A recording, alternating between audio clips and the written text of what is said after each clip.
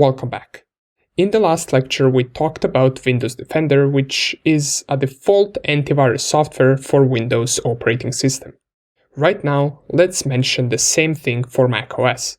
macOS includes built-in antivirus technology called Xprotect for the signature-based detection of malware, and this system uses Yara signatures. This Xprotect tool is something that macOS regularly updates, and it does it automatically. And you can check whether you have Xprotect installed and when it was last updated right here. You want to click on the Apple icon, click on About this Mac, navigate to the System Preferences or System Report, and right here you want to go down to Installations, right here. If you scroll through this menu right here, you should get to the Xprotect tool. If I scroll all the way down, here it is, Xprotect plist config data. And we can see that the last update was on 5th of February 2022. If you want to use terminal to navigate the Xprotect files, you can just simply type locate Xprotect. It will give a bunch of outputs back. And if you want to see different types of malware that this tool can detect, you can go to Library, Apple, then System, Library once again, Core Services, Core Types, .bundle, and you will notice it's a little bit of a longer path, but nonetheless, it should be the same path for you. Then Contents, and then Resources. And in these resources, if we type ls, we should see xprotect.plist. And if you want to see what is inside of it, you can simply nano xprotect. I didn't complete the name. .xprotect.plist. And here you can see the content of the Xprotect.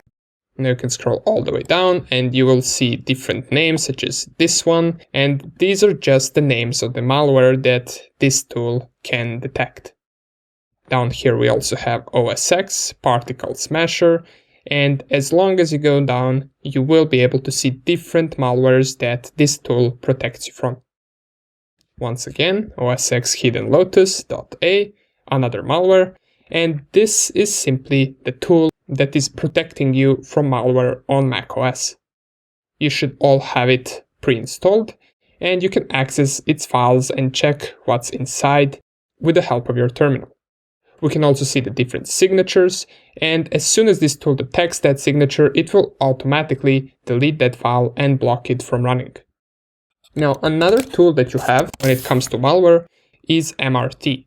And MRT is simply malware removal tool that also comes pre-installed on macOS. It automatically runs every time you start your machine, and you can also take a look at it by going to this installations menu. And somewhere around here, you should also see MRT. Here it is, MRT config data. And it also received an update on 5th of February 2022. These two tools will help you prevent any malware infection on your macOS system. Besides that, what you also need to check is whether you're performing updates regularly. And you can do that by going on the Apple icon, clicking About this Mac, and click on Software Update. It will load for a couple of seconds and it will check whether all updates are already installed. If they are, you also want to go to the Advanced and make sure that Install System Data Files and Security Updates is checked. You can also check the other things, but this one is the most important one. And that would pretty much be about it when it comes to macOS default security. Nonetheless, let's move on to the next lecture where we'll talk about different antivirus softwares that you can install to enhance your security even more. Alright, so we passed the default settings for macOS and Windows when it comes to antivirus. But right now, let's see how we can download an even better antivirus software that will protect us against all type of threats. Now, ideally, we don't want just antivirus. We want something that will fully protect entire endpoint. So we want endpoint protection software that will also have an EDR system, as well as malware protection. And here are some of the best ones that you can download. First one, and the one that I personally use, is Bitdefender.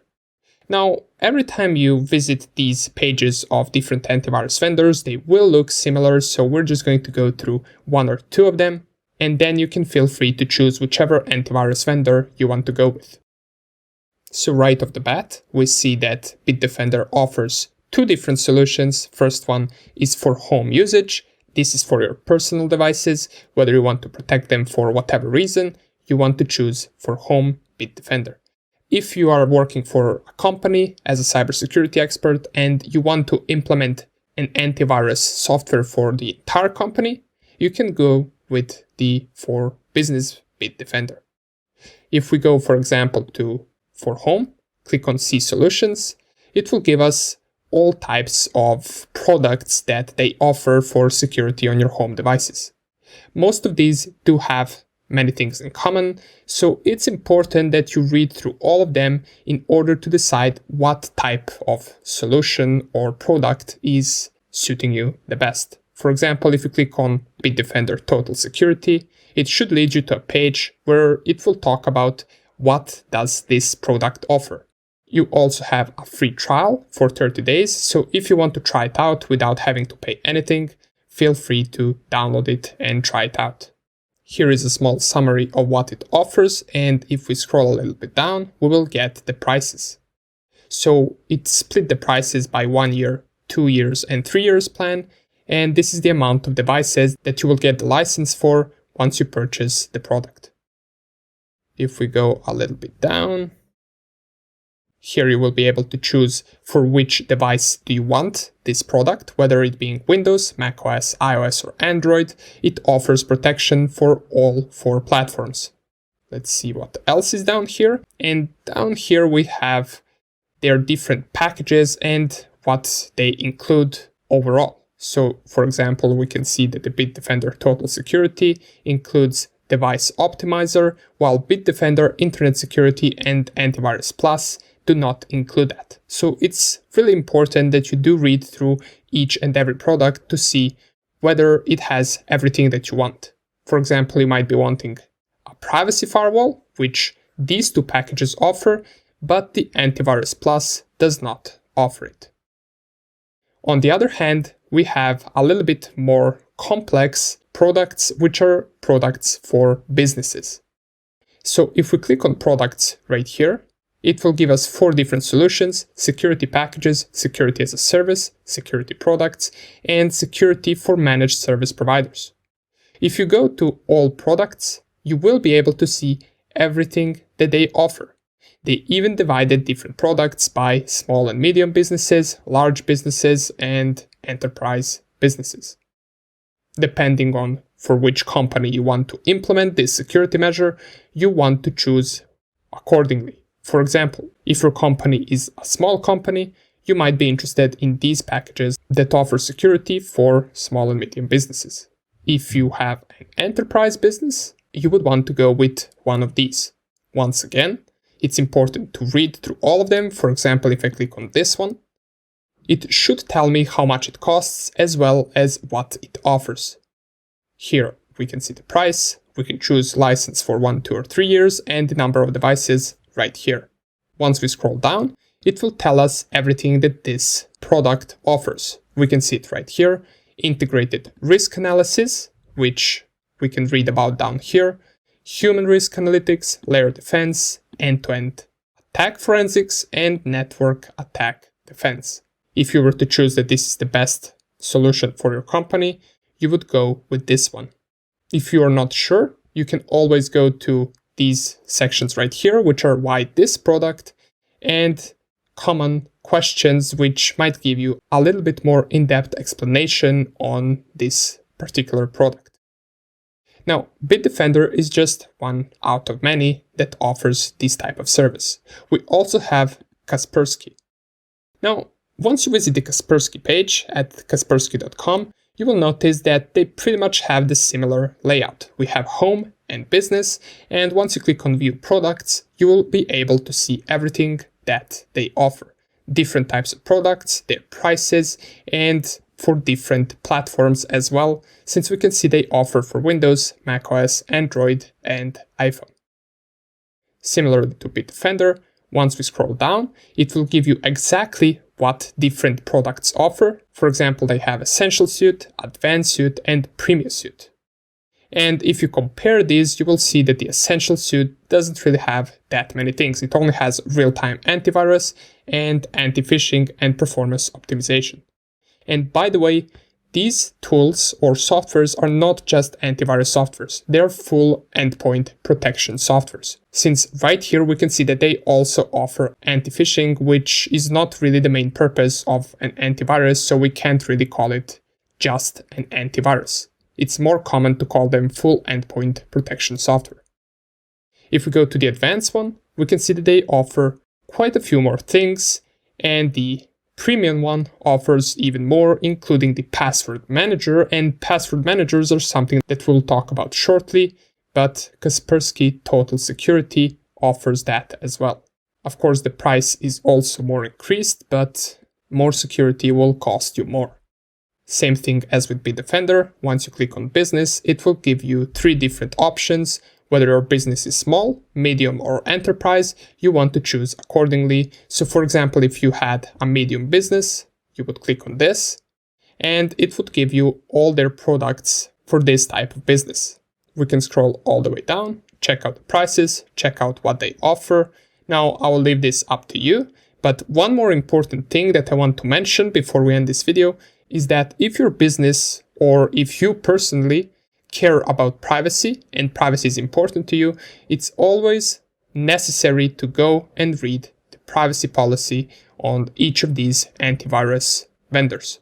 You should be interested as to which type of information they gather. Now, since I can't really see the privacy policy right here, let me see on Bitdefender. And here it is, privacy policy on Bitdefender. If you were to choose Bitdefender and you care about privacy, it is recommended that you read through all of this, since it does talk about which personal data is being collected. And besides these two, you also have a bunch of other endpoint protection softwares, such as McAfree, right here. You can check it all out. It does have similar layouts, so let's not go through all of them. And if you're looking for a simple antivirus software for your home personal devices, you can also take a look at the malwarebytes, since it does offer a simple and easy to use free version that you can download in a minute or two, run a scan, and figure out whether your device has been infected with a malware. Nonetheless, that would be about it. Feel free to read more about each of these and discover even more about their products and the stuff that they offer. And I will see you in the next lecture, where we're going to talk about password managers. Okay, we made a quick little introduction, and now let's discuss passwords. We already mentioned this is the #1 critical spot when it comes to security. Why? Well, we use passwords to unlock things, usually online accounts. And passwords wouldn't be used if there wasn't for something special that they unlock, right? This can be anything from private information to money or financial information, and many other things that other people would find useful having, but luckily we have it protected by a password. So it's important to understand what makes a good password and what makes a bad password. Okay, first thing is that usernames and passwords are also called credentials. And credentials are all important when logging into something. You could use an username to log into a website or a device. This is most common to come in combination with password for many online social media accounts. You could also use your email to log in. And for you people that like even more security, you might have two-factor authentication setup, and even after you provide a username and the password, it will still ask for something like a code from your mobile phone. Now, Two-factor authentication is a must-have for any online account that offers it as an option. My advice is to always have it enabled when you can, but we will mention it a little bit more after we cover passwords. So, first of all, how does a regular login process look like? Well, if we don't go technical about this, it looks something like this. You, as a user, send your credentials to the website. Then the website checks whether those credentials are valid, and if they are, the website gives you your information or it logs you into your own account. Now, the main validation point is the password itself. This is what you should keep most private and never tell it to anyone. I know everyone says it, but it's true. Your username or email can easily be found out online. That's why if your password is also compromised, there's nothing stopping an attacker to log in and impersonate you. There are many ways a hacker can steal your password, and we're just going to mention most common ways. Remember what I said at the beginning of this workshop, that the most common attacks used on the internet are, well, phishing attacks, right? Phishing is number one way to steal someone's password. We will explain later in detail how exactly does it work, but in short words, it's essentially an attacker faking the web page to look like it's the original page and you entering your credentials into the fake page that's set up by the hacker. Then the hacker gets your credentials in plain text and they can navigate to the real website and log in with your credentials. Another way attacker can get your password is by running something called brute force attacks. Now, brute force attacks are less common to work, but they do work if your password is weak. A brute force attack is essentially a hacker running a bunch of random passwords with your username and trying to get in by guessing your password. Now, depending on the occasion, brute force attacks can be very fast, from trying a couple of passwords per second to running tens of thousands of passwords per second as a guess. So if your password is weak, this will most likely be able to break it. And the third way is an attacker running a keylogger on your machine. Now, this is the least common way, but it does happen, especially in targeted attacks. You infect your system with a keylogger when you download a malware and run it. Now, you might be wondering, well, why would I ever download a malware? Well, the thing is, if you don't have enough knowledge about this, it will be easy to trick you into running a program and executing keylogger with it. Hackers are very good at making their malware look like a legit program. This keylogger would then capture every keystroke you input in the keyboard, including all of your usernames and passwords. Okay, but right now we will focus on mitigating brute force attacks. And the other two attacks we will talk about when we get into antivirus section and into phishing section of this workshop. Okay, so let's think about it. What is the best way to mitigate brute force attacks? Well, it's simple. We just need to create a strong password that is highly unlikely to be in any major password lists that hackers use when brute forcing. When crafting a strong password, there are two main things to keep in mind, and that is how many characters does your password have? It makes a big difference whether your password is 6 characters long or 15 characters long. Usually the more the better, since less characters will make it easier to crack. The second thing to keep in mind is which characters do you have in your password. Now, what do I mean by this?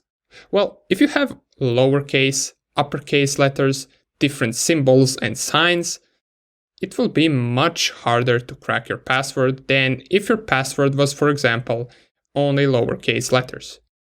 That's why many websites nowadays tell you to add different numbers and symbols to make your password stronger, and they won't let you have a weak password.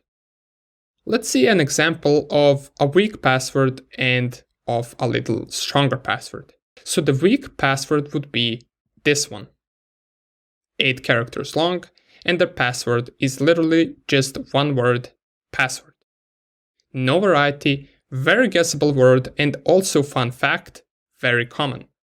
That's right, many people use password that's just password.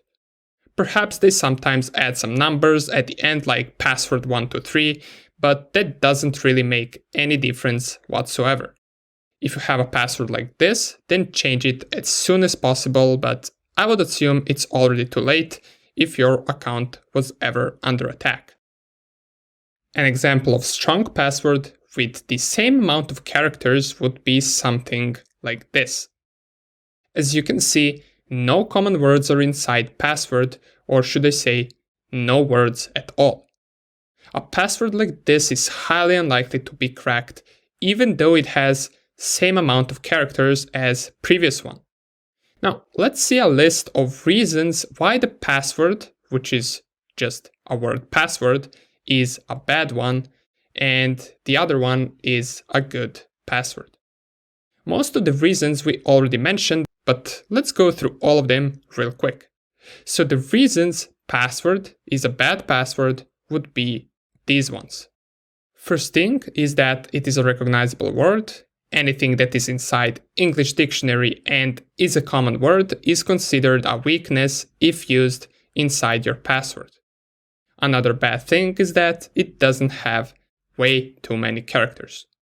Now, we would argue that 8 characters is enough since it's mostly the bottom minimum on most websites required when creating a password, but more would definitely be better. And possibly the biggest problem here is that it only has one type of characters, which in this case is lowercase letters. Now, on the other hand, the other password has all the opposite positive things. It itself as a password makes no sense, so it doesn't have any recognizable word in it from English dictionary.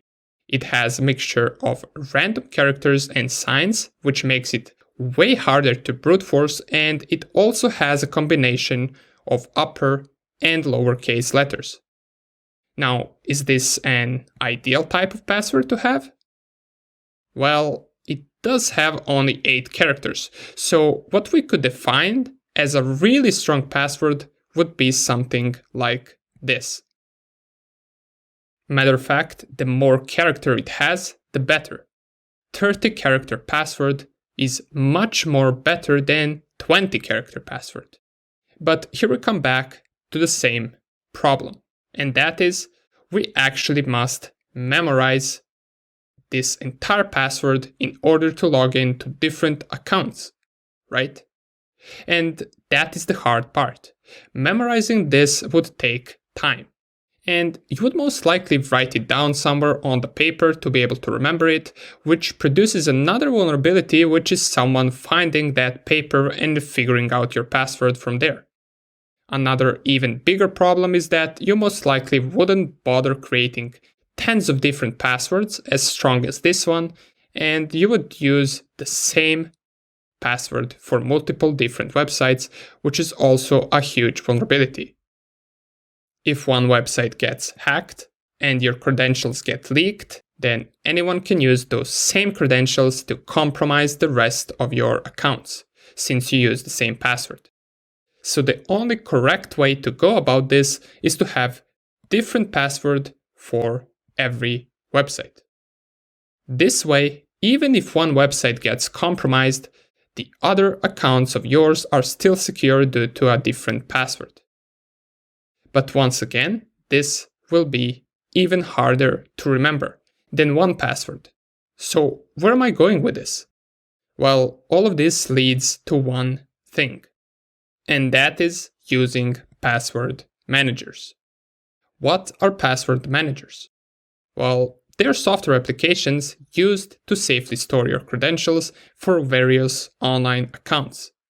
The main things password managers do is they can generate highly secure passwords for you, encrypt them, and store them in a safe place. You typically only need to know one password that unlocks all the others, and that one password is called the master password. Now, there are two main types of password managers: the ones that store your data on cloud and the ones that store your data on your own machine. You might be asking now, well, what if the cloud password manager gets hacked or breached? Well, first of all, it rarely happens, and even if they do get breached, your passwords are highly encrypted, so even then the hackers wouldn't be able to get them, in plain text at least.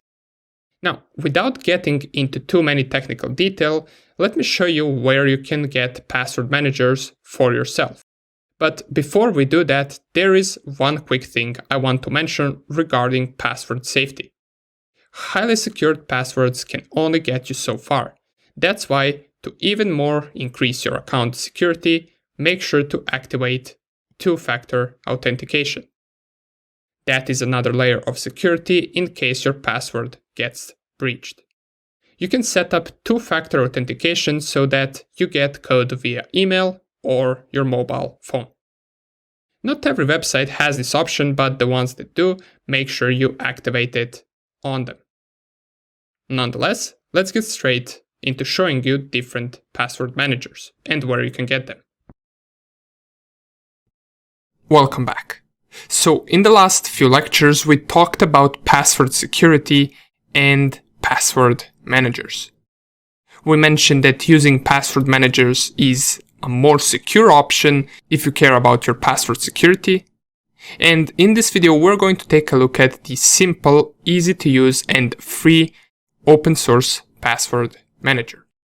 In this lecture, we're going to take a look at KeePass. So to download KeePass, which is a free to use password manager, you need to navigate to the website keepass.info. Right here, you will see a simple page with the latest release, which currently is 2.5. If you want to download it, you click on that. It will start the process of downloading. And by the way, pardon me for not having Windows 10 machine full screen. This is because for some reason it doesn't want to give proper resolution, but nonetheless, we will still manage to work with this. Okay, so once you click on the newest release, you can click on download KeePass 2.5 right here, and it will start downloading your password manager. Once it finishes downloading, it will give you this file right here. You want to run this setup file, and once you perform the installation, which you want to go with all the default settings, you will end up with KeePass application. To start it, we will double click it, and it will open a simple window.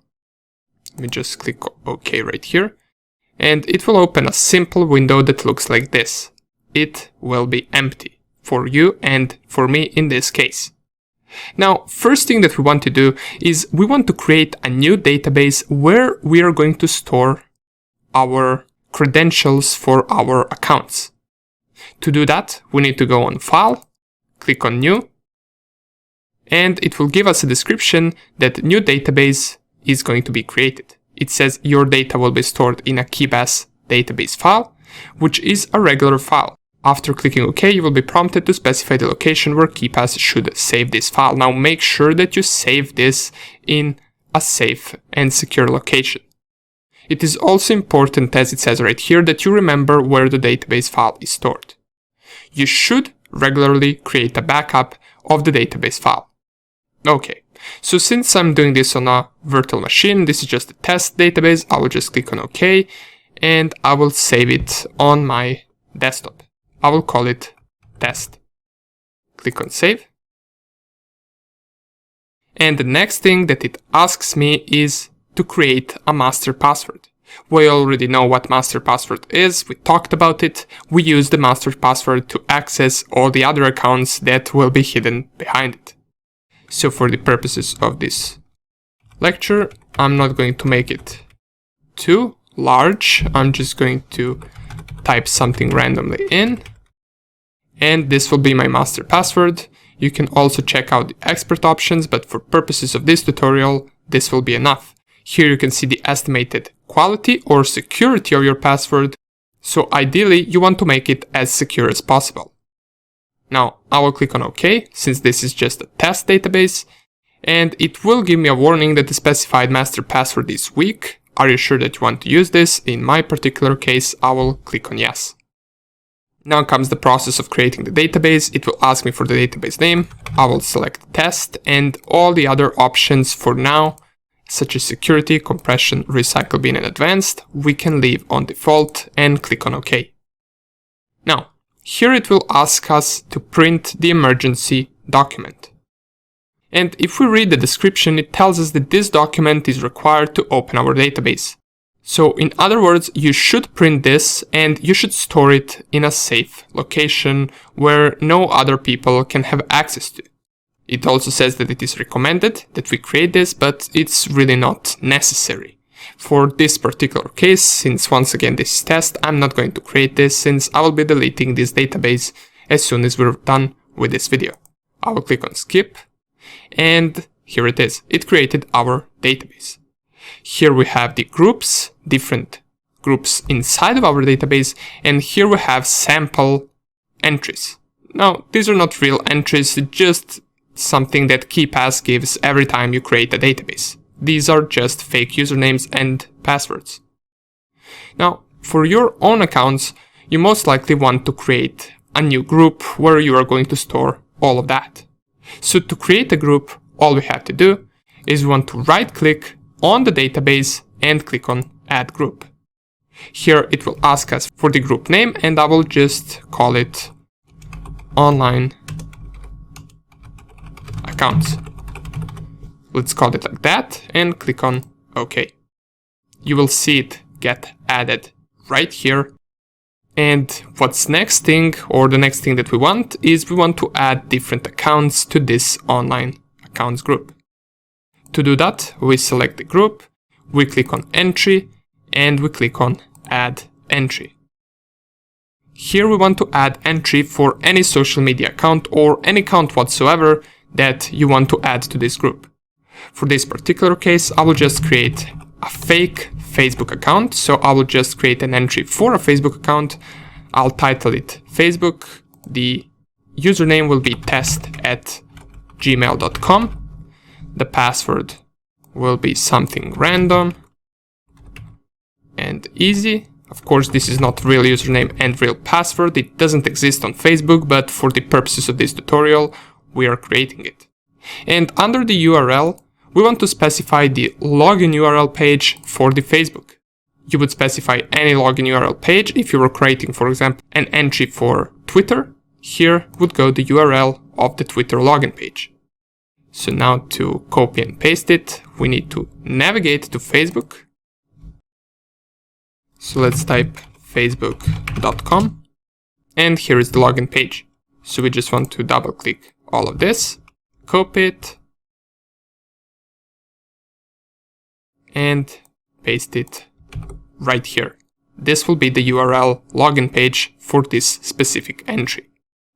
As far as advanced option goes, we're not interested in that at the moment. All we want to do is click on OK right here. And you will see the entry getting added right here. Now you have your first entry inside your password manager for a Facebook account. In order to use it, all you want to do, you want to go to Facebook, you want to click on the first input right here, which in our case is email, and you want to right click here and perform auto type. You will see it will automatically type our entries and it will press login for us. Now, of course, since once again this is a fake account, this will not work and we will not be logged into Facebook, but if you were to add your real account, it would work and now you would be logged in to Facebook. So once again, let's go back. What you want to do, select once again the first input, go here, right click on your entry and perform auto type. That is how you can log in with this entry. Now, if you also want to generate a strong password for your Facebook account and put it in Password Manager, what you want to do is you want to click on Tools, Generate Password, and here you can choose which options you want to generate a strong password. You can select all of these.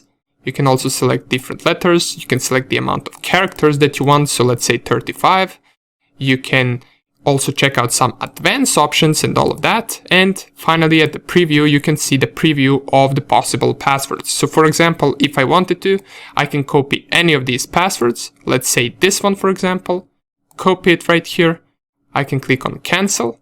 If I want to, I can right click right here, Edit Entry, and under the password, I can just paste my secure and strong password. As we can see right here, it's really good. It's one of the best passwords that you can create. If you want to double check what it is once again, you can click on these three dots and it will show you your password. Click back and click on OK. Now also make sure that this password you change on Facebook. So the same password must be changed on your Facebook account. Otherwise, of course, this won't really work. And once you do both of that, and you want to log in once again, you right click, perform auto type. It will type in the same email address, but it will type the new password, which as you can see is much longer. If you were to change this password as well on Facebook, now it would work and you would be able to log in to your Facebook account. Okay, awesome.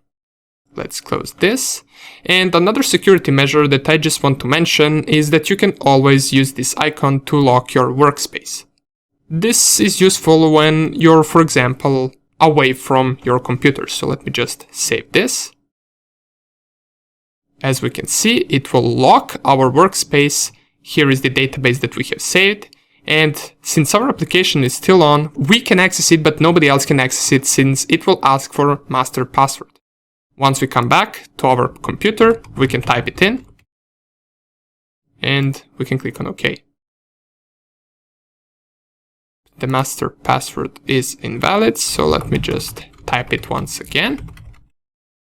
Now it should be good, and here it is. With the correct master password, you unlock your database and you can use as many entries as you want and log into your social media accounts. Okay. So we saw how password managers work, we demonstrated keepass, and in the next video what we're going to do is we're going to mention some other password managers that you can use instead of keepass if that's what you prefer.